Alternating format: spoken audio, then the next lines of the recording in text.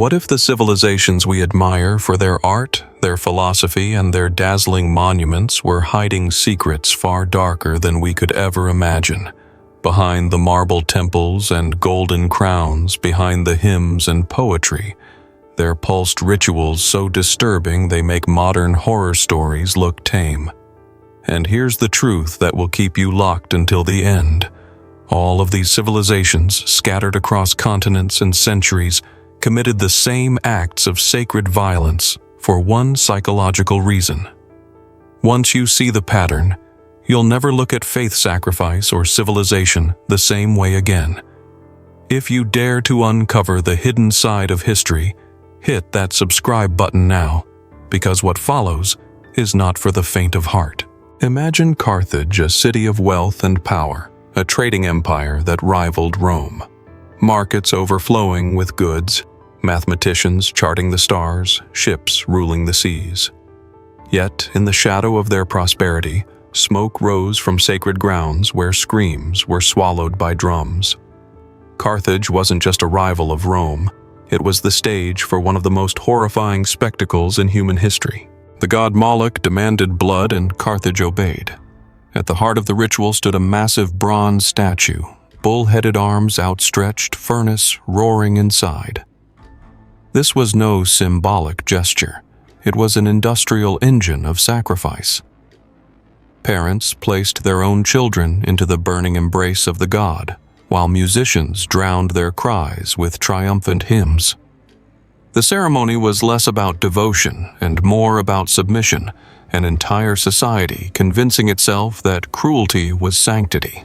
Archaeologists uncovered the Tophet, a grim cemetery in Tunisia filled with urns containing the ashes of infants and children. Layer upon layer, thousands upon thousands of tiny bones burned beyond recognition. These weren't accidents, nor natural deaths. Bone analysis revealed healthy infants sacrificed deliberately to appease their god. The Carthaginians had turned child murder into a system, into an institution, into the very heartbeat of their religion. According to the ancient historian Diodorus Siculus, the ritual was mercilessly calculated.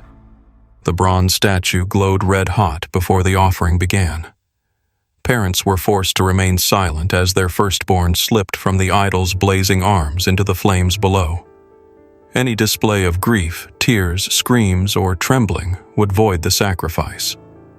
Imagine the psychological torment, not only losing a child, but smiling as you lost them to convince yourself and your God that you were strong enough to deserve protection. This wasn't the desperation of a few mad priests, it was policy.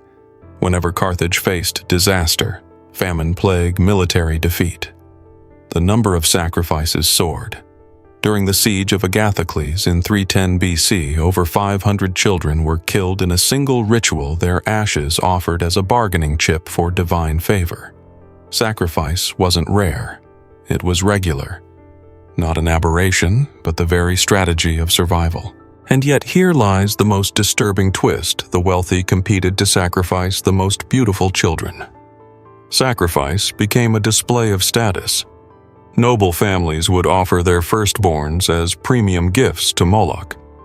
Those unwilling to lose their bloodline bought infants from poorer households, turning child sacrifice into a grotesque marketplace. Murder had a price tag. Innocence had become a commodity. When Rome finally defeated Carthage in 146 BC, the conquerors, who themselves reveled in gladiator battles, were horrified at what they found. The Romans, who cheered as men slaughtered one another in the Colosseum, recoiled at the Tophet. That is how extreme the Carthaginian rituals were, so brutal that even the Romans considered them beyond human imagination.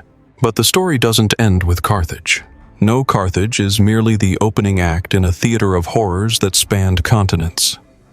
Because if Carthage burned children in silence, the Aztecs turned human sacrifice into a spectacle so elaborate, so theatrical, it makes the Carthaginian flames look almost merciful. If you think you've seen cruelty, wait until you stand at the base of the Great Pyramids of Tenochtitlan. The Aztecs didn't hide their rituals. They elevated them literally on towering steps where thousands could watch. Victims were dragged to the summit of the Templo Mayor, laid on a stone altar, and cut open with obsidian blades sharper than modern scalpels. In less than 30 seconds, the priest held aloft a still-beating heart, red and glistening under the sun, while the crowd roared like spectators at a festival. To the Aztecs, this wasn't horror, it was holy theater. What made the Aztec sacrifices uniquely disturbing wasn't just the killing, it was the spectacle. The people came not to mourn, but to celebrate. Thousands packed the plazas, cheering as victims screamed, cheering as hearts were raised to the sky. The line between religion and entertainment dissolved. In their worldview, the more the gods were fed, the safer the universe remained. And so blood became currency to keep the sun from falling. During the festival of Jumolpilli, held every 52 years, the Aztecs staged one of the grandest mass killings in history. Spanish conquistador Hernán Cortés wrote that 20,000 people were sacrificed in just a few days. 20,000. Imagine the steps of the pyramid slick with blood bodies tumbling down like broken dolls, the air thick with smoke and chanting. This wasn't an accident of war. It was a carefully planned performance meant to awe the gods and terrify the people. Different gods demanded different horrors. To please Tlaloc, the rain god children were chosen. Their tears were believed to summon the rains. To ensure they cried enough, priests tortured them before the knife fell. Every scream was a raindrop, every sob a promise of fertile soil. And for Saip Totec, the flayed lord victims were skinned alive, their flesh worn as garments by priests who paraded for 20 days in another's skin, considered the holiest of holy acts. The Aztecs cataloged their brutality with bureaucratic precision. The Codex Mendoza lists more than 80 distinct sacrificial methods, each tied to a deity, each with its own requirements.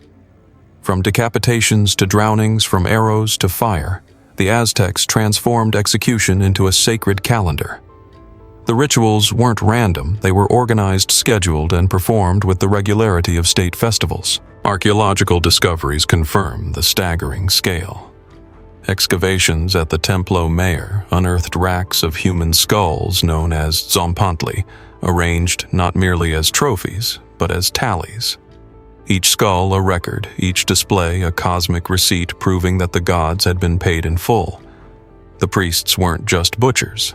They were accountants of the apocalypse, balancing the blood debt of the universe. The Spanish, who themselves burned heretics alive in the Inquisition, were horrified. They justified their conquest by declaring Aztec religion demonic. Yet the irony dripped thick. While condemning the Aztecs for tearing out hearts, they themselves set fire to human bodies in God's name. The mirror was too uncomfortable to hold, but history forces us to look at both sides.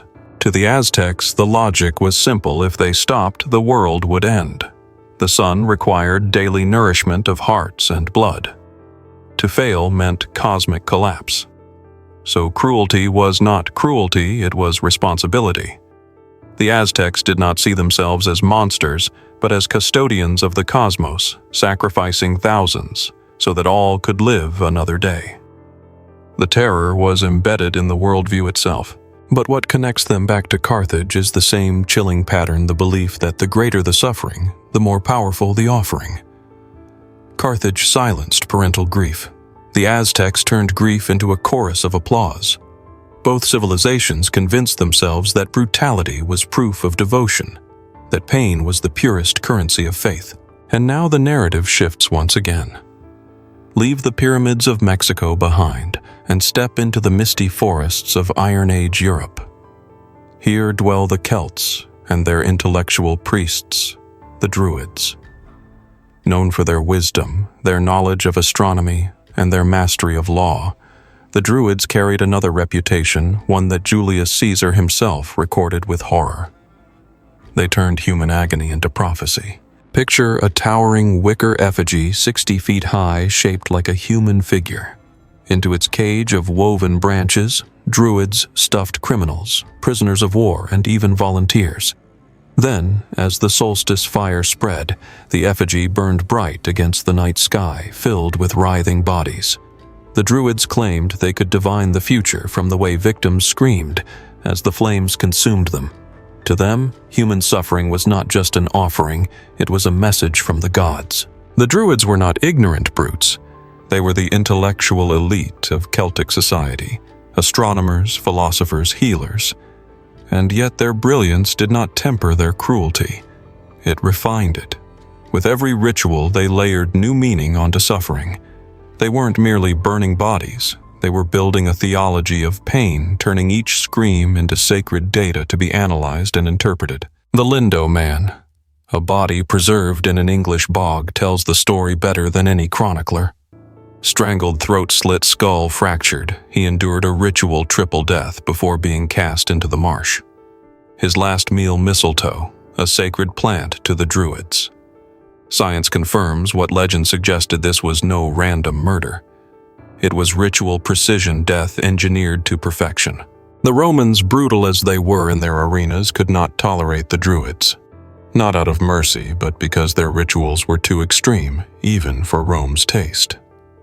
Pliny the Elder described Druids cutting mistletoe with golden sickles, sacrificing white bulls, and drinking human blood mixed with sacred herbs. Rome outlawed Druidism, declaring it a threat not just to the empire's power, but to the very idea of order. And yet the most disturbing aspect of Celtic sacrifice was not the violence itself, it was the volunteers. Warriors offered themselves to the flames, believing death in fire would grant them immortality. To die screaming was not a curse but a privilege. This was the terrifying evolution of the psychological pattern. Convince people that pain is divine, and they will line up for agony. From Carthage's silence to Aztec applause, from Celtic prophecy to voluntary immolation, the thread becomes clearer. But the story grows darker still when we move east into the vast steppes where the Scythians rode with unmatched ferocity. Here, cruelty was not limited to sacrifice in life, it was woven into death itself. Herodotus, the father of history, recorded the Scythian funerals with a mixture of fascination and horror. When a king died, it was not only the king who entered the grave. His wives, concubines, servants, guards, even his horses and dogs were strangled, slaughtered, and buried with him. The afterlife to the Scythians was simply an extension of the earthly court. The king could not reign alone, so his household followed him into eternity. The scale was staggering. 400 lives could be extinguished for a single royal funeral, and not all were unwilling. Families competed for the honor of having their children chosen to accompany a dead king. To serve in death was a promotion, a ticket to eternal prestige. Murder was reframed as privilege, and privilege became death's embrace. Archaeologists excavating the Kurgan's giant burial mounds have confirmed these grim accounts. Skeletons lie in postures of service concubines, curled as if embracing the king's servants, kneeling horses arranged in harnesses as though ready to pull the royal chariot. Even in death, the hierarchy was maintained. The grave became a frozen mirror of the palace above. Some victims endured tortures meant to prepare them for eternity. Strangulation with silk cords, molten gold poured into wounds, symbols of wealth carried into the afterlife. Each act of cruelty was rationalized as devotion. Each life extinguished was another servant reporting for duty in the kingdom beyond. The Scythians, like the Carthaginians, the Aztecs, and the Celts, twisted suffering into honor, violence into holiness. What is most haunting is how ordinary it all seemed to them. To the Scythians, this was management, not madness. To fail to provide the king with his retinue would be unthinkable, just as failing to feed the sun horrified the Aztecs. It was not sadism, but logic, not cruelty, but necessity. And so, culture after culture, age after age, humanity built altars from agony and called them holy. Now we journey to India, a land of philosophy, mathematics, and great spiritual traditions. Yet even here, in the heart of wisdom and devotion, the same dark pattern surfaced. For over 1,000 years, Indian society practiced sati, the burning of widows on their husbands' funeral pyres. A ritual so ingrained it convinced countless women that their highest duty was to leap into the flames. Sati was not simply a religious act, it was a social institution. Widows were seen as unlucky, burdensome, even cursed. They could not remarry, could not inherit, and were often blamed for their husbands' deaths. The solution: burn them alive, all while calling it devotion. Patriarchy found a perfect disguise. Cruelty framed as sanctity, violence wrapped in virtue. The ritual was carefully choreographed. Widows were dressed in bright wedding clothes adorned with jewelry as if for a celebration. They were often drugged with opium to dull their fear and make them compliant. Then, escorted by relatives, they were led to the funeral pyre where their husband's body already smoldered. Family members stood close not to comfort them, but to block escape when the flames became unbearable. But the horror did not end with adults. Child marriage was common in medieval India, which meant child widows were also expected to perform sati. Girls as young as 8 or 9 were thrown onto funeral pyres because their elderly husbands had died.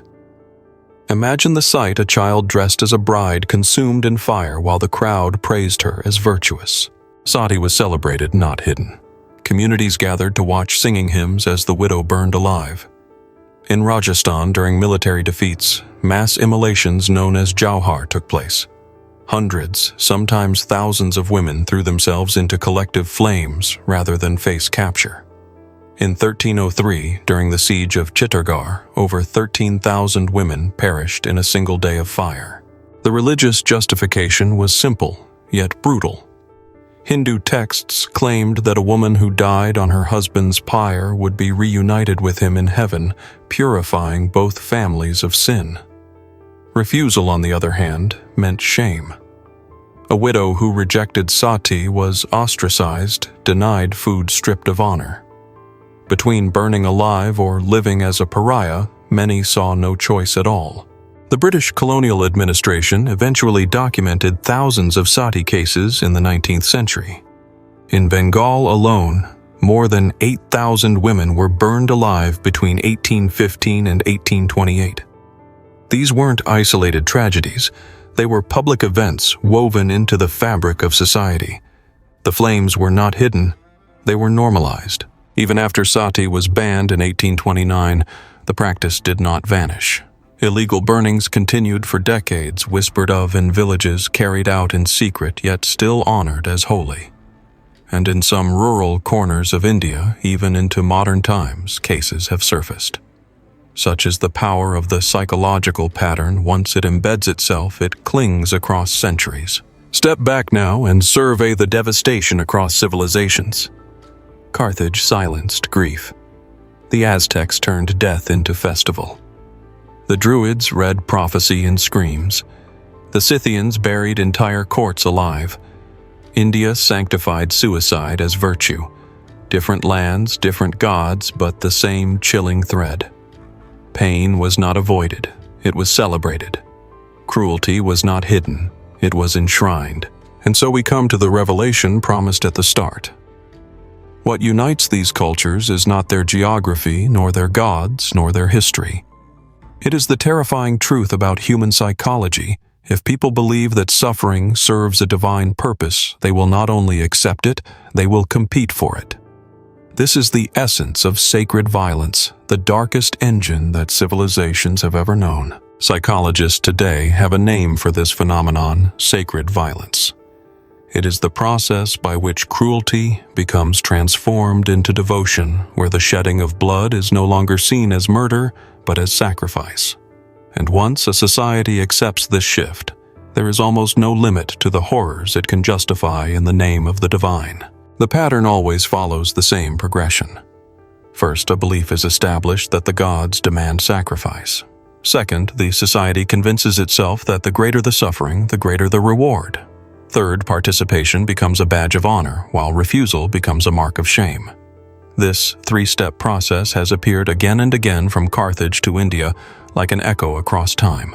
In Carthage, wealthy families competed to offer their most beautiful children, smiling through tears to prove their devotion. In Mexico, Aztec priests displayed thousands of skulls to prove the sun had been properly fed. In Europe, Celtic Druids perfected elaborate rituals of agony, transforming screams into prophecy. In the steppes, Scythian nobles turned death into a hierarchy, strangling hundreds for a single king. And in India, families pushed widows into fire while praising their virtue. The chilling truth is that none of these people saw themselves as villains.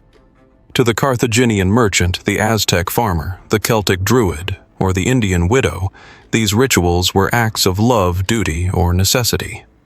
The horror lies not in the fact that they were evil, but in the fact that they believed they were good. It is tempting to dismiss these acts as the barbarism of the past, to reassure ourselves that we in the modern age have risen above such savagery. But history whispers otherwise. Every civilization believes it is more advanced than the ones before it, and every civilization carries its own blind spots. What will future generations see in us that will make them recoil in disbelief? Consider the parallels. The Carthaginians silenced parents who cried. Do we not live in a world where silence in the face of suffering is often demanded by systems of power? The Aztecs turned murder into mass entertainment. Do we not glorify violence on screens in sports in the spectacle of war, broadcast as nightly news? The Druids used screams as prophecy. Do we not still interpret suffering as a sign of destiny, karma, or divine will? The Scythians buried servants alive to preserve social hierarchy. Do we not still bury people figuratively in jobs in poverty, in cycles of exploitation that serve the powerful? India sanctified the burning of women to uphold patriarchal order. Do we not still see societies where women are told their suffering is noble, where obedience to family honor outweighs their right to live? The technology changes, but the psychology remains the same. The tools may shift from bronze statues and obsidian blades to bombs and ideologies, but the mechanism of sacred violence persists. Whenever pain is rebranded as purpose, whenever death is reframed as duty, humanity repeats the same cycle. And here is the darkest part. Sacred violence does not require monsters to exist. It requires ordinary people persuaded that cruelty is holy. A parent placing a child into Moloch's arms, a priest raising a heart to the sun, a widow stepping into flames cheered by her community. These were not aberrations, they were ordinary acts within extraordinary systems of belief. So the question remains, what are we sanctifying today without realizing it? What pain are we transforming into virtue? What deaths into duty? Future civilizations may look back on us with the same horror we now feel for Carthage or the Aztecs. And when they do, they will see the same pattern that humans time and again will choose cruelty if only someone tells them it is sacred. Think of suicide bombers who strap explosives to their bodies, convinced that dying in fire will guarantee them paradise. The mechanism is the same as sati, suffering reframed as virtue, death celebrated as honor. It is not an aberration of history. It is history repeating itself in modern form. Consider cults where leaders convince followers to drink poison or starve themselves, all in the name of spiritual purity. These are not crimes of the past, but echoes of the same psychological spell. Just as Druids claimed screams could reveal prophecy, modern cult leaders insist pain is proof of faith. The setting changes, but the script remains. Sacred violence thrives because it answers fear with certainty. Fear of famine. Sacrifice a child. Fear of cosmic collapse. Offer a heart. Fear of dishonor. Burn a widow. Fear of damnation. Detonate yourself for glory. In every case, the ritual promises to transform chaos into order, anxiety into assurance. That is why people obey even when obedience means cruelty. It is also addictive. Once a society learns that pain can be weaponized as proof of devotion, it escalates. Carthage went from occasional offerings to hundreds at once. The Aztecs expanded from annual ceremonies to daily sacrifices. India grew from isolated pyres to mass immolations. Violence became tradition, and tradition became unquestionable truth. and truth once wrapped in ritual becomes nearly impossible to challenge. Those who resisted were not only defying their leaders, they were defying the gods themselves. To speak against sacrifice was to risk social exile or even death. This is why silence becomes complicity, why entire societies march into fire together. But here lies a paradox that chills the soul. The more advanced the civilization, the more elaborate its cruelty. Carthage was a hub of trade. The Aztecs built stunning temples. The Druids were philosophers. India birthed profound mathematics and poetry. Yet, with every step toward brilliance, their rituals of horror grew more sophisticated. Intelligence did not save them from brutality, it sharpened it. This paradox still lingers today. Our science and technology soar, yet we invent weapons of mass destruction. We proclaim human rights, yet turn a blind eye to mass suffering. Just as Rome scoffed at Carthage while cheering gladiators, so do we condemn past rituals while ignoring the ones disguised in our own age. Sacred violence is not locked in temples or pyres. It is alive wherever suffering is sanctified. It hides in wars justified as holy, in punishments defended as justice, in sacrifices demanded by ideology or nation. Each time we frame cruelty as necessary, we resurrect the same ancient pattern. The lesson is terrifying. We are not safer than the ancients. We are simply dressed in different clothes, holding different tools, chanting different words. But the psychology is the same. Humanity has an infinite capacity to rename cruelty and call it devotion. And that is why history feels like a mirror more than a window. So the question grows sharper. What rituals are we performing right now, hidden in plain sight, that future generations will condemn? What practices do we normalize? What suffering do we justify? All because someone told us it was sacred, necessary, or virtuous. The flames of Carthage, the blades of the Aztecs, the wicker man of the Druids, they are gone. But the mindset that built them still burns. History shows us that sacred violence doesn't need tyrants with whips or monsters with claws.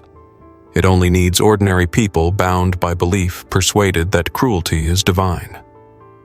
A mother in Carthage, a priest in Tenochtitlan, a druid in Gaul, a widow in Bengal, all convinced they were doing what was holy. That is the most terrifying truth. Evil does not always wear a mask. Sometimes it smiles, prays, and sings while the fire burns. The Carthaginians believed they were securing their trade routes. The Aztecs believed they were feeding the sun. The Druids believed they were unlocking prophecy. The Scythians believed they were honoring their kings. The Hindus who upheld sati believed they were cleansing sin. Different gods, different justifications, yet all guided by the same unseen hand, the human mind's ability to sanctify pain. Civilization is not protection against cruelty. It may even amplify it. The brighter the temples, the darker the shadows they cast. A society can build libraries and burning pyres at the same time. It can write poetry and slaughter children in the same breath. Progress and brutality are not opposites. They are twins growing together. And what of us? We who look back and shudder at Carthage, Mexico, Gaul, the steppes, and Bengal. We call ourselves modern, enlightened, humane. But so did they. The Aztecs believed they were saving the universe. The Celts believed they were interpreting destiny. Every age thinks it is the peak of morality. Every age is wrong.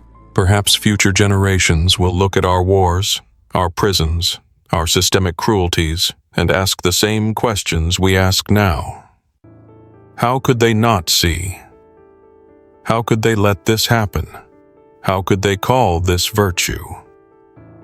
The mirror of history forces us to realize we are not outside the pattern. We are inside it. Sacred violence wears many masks. Sometimes it is a god demanding blood. Sometimes it is a flag demanding sacrifice. Sometimes it is a community demanding silence. Always it convinces us that suffering is noble, that cruelty is necessary, that obedience to a higher cause outweighs compassion. That is why it survives from age to age. The lesson is not comfortable. It is not meant to be. It asks us to see that civilization's greatest danger is not barbarism from outside, but fanaticism from within. Every empire, every culture, every religion risks turning its virtues into vices, its rituals into prisons, its faith into fire. So what can break the cycle? Perhaps only one thing: refusing to call cruelty holy. Refusing to see suffering as virtue. Refusing to believe that any god, any nation, any system has the right to demand innocent blood. Compassion must become the altar. Empathy must become the ritual. Without that, history will burn on repeat. Remember the silence of Carthaginian parents? Remember the cheers of Aztec crowds? Remember the screams from the wicker man, the strangled servants in kurgans, the widows in fire? They are not just stories of the past. They are warnings carved into human memory. Warnings that we ignore at our peril. And so the question I leave you with is this: what sacred violence are we performing today, hidden behind words like honor, duty, progress, or faith? When future generations open the urns of our age, will they see us as enlightened or as another civilization that built temples of cruelty and called them holy? If you've stayed with me through this descent into history's darkest rituals, then join me in shining light into the shadows. Like this video, share it, and subscribe, because only by remembering can we hope to break the cycle.